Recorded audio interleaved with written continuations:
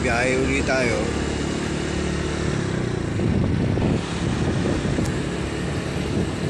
Kahit malayo yung biyahe natin, mahalaga, dala-dala natin to.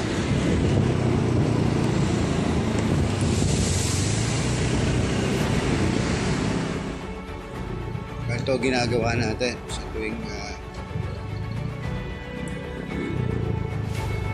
mabiyahe tayo.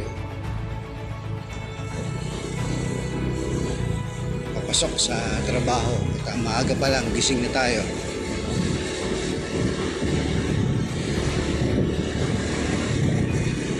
Bawat araw.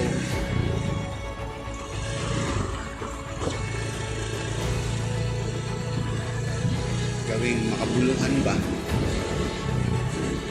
para sa kapwa natin, kung ano lang yung kaya natin. Dahil maaga tayong umalis, alas 12:30 gising na ako.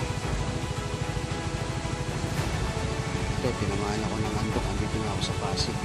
Huminto muna ako.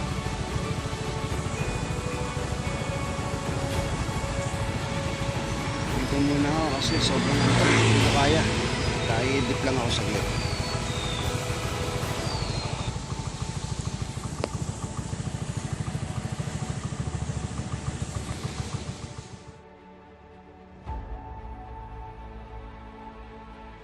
So, naka-idlip ako.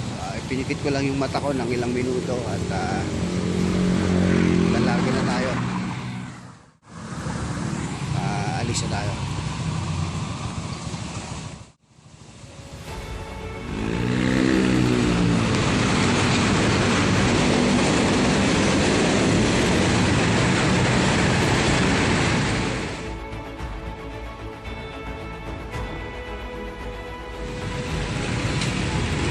Nakita ko lang kasi ito eh.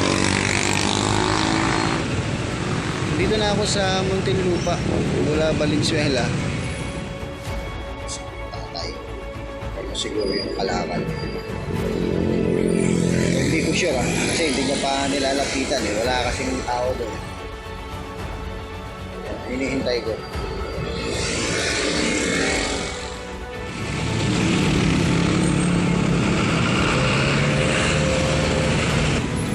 Lapitan ko lang.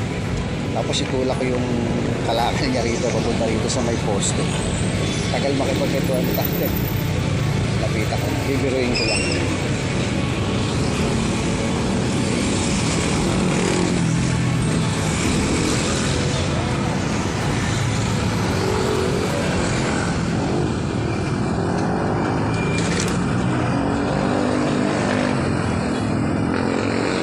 Ay, sa inyo tayo? Sa inyo?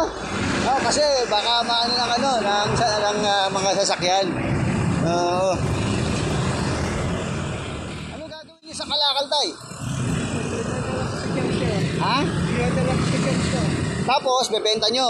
Oo, bebenta. Yung pinagbenta, anong gagawin nyo? Yung pinagbenta nyo? Binibili ko ng pagkain. Bakit po? Wala po ba kayong kasama sa bahay? May kasama? Mayroon po, kaya wala Wala ng trabaho. nang trabaho. Ilan taon na po kayo, tay? Ilan taon na kayo? Magsi-71. Wow, mag-71. O, anong oras kayo nagkakalakal? Magsi-71 ako sa October 4. So, magsi-71 ka sa October 4. Anong oras po kayo nangangalakal? Mga anong oras? Kanina, umalis ako dito. Alas 4:30, mag-alas ito. Oo. Tapos ito, pag Ako nangangalakal sa labang. Nakalabang pa. Layo ah. Oo, akalain mo, dito na kami sa bayanan, mula Alabang. So, tapos saan diyang sap nyo ibebenta?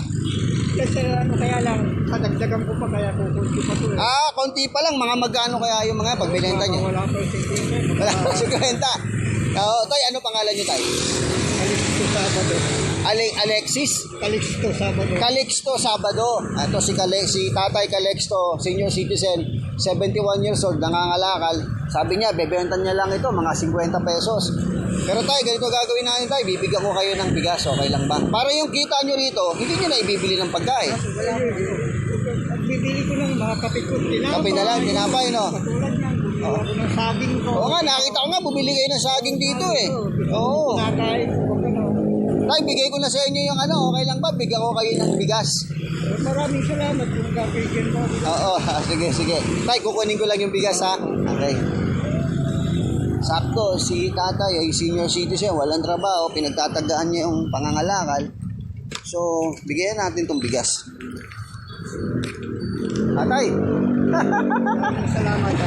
para ano? Ay, na ng Panginoon. Ay, salamat tay. Para pag uwi mo, may sasaing na kayo. Opo. Nakahanap buhay ko anak eh. Oo. Wala na, manda na ako, wala na ako sa trabaho. Oo. Ano po ba dating trabaho niyo tay?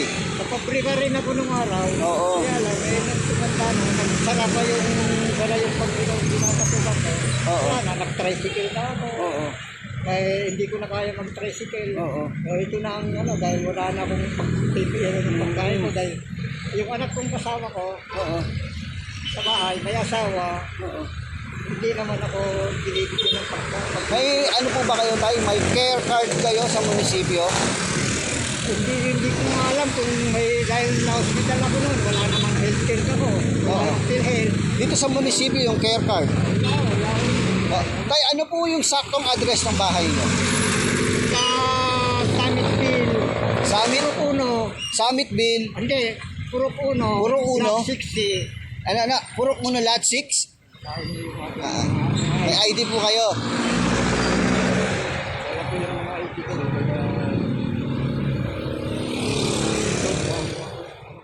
Tay, salamat tay ha, at ako yung mahanga po sa inyo dahil sa kabila na kayo ay senior, marangal na naghahanap buhay pa rin. Pinakaalalay ko lang sa paglalakad niya. Hirap ako lang paglakad na. Hindi ko na dahil ko na natin sa mga lalakad na. Wala akong alalay. Oo. Alalay ko. Pinakakitan ko pa.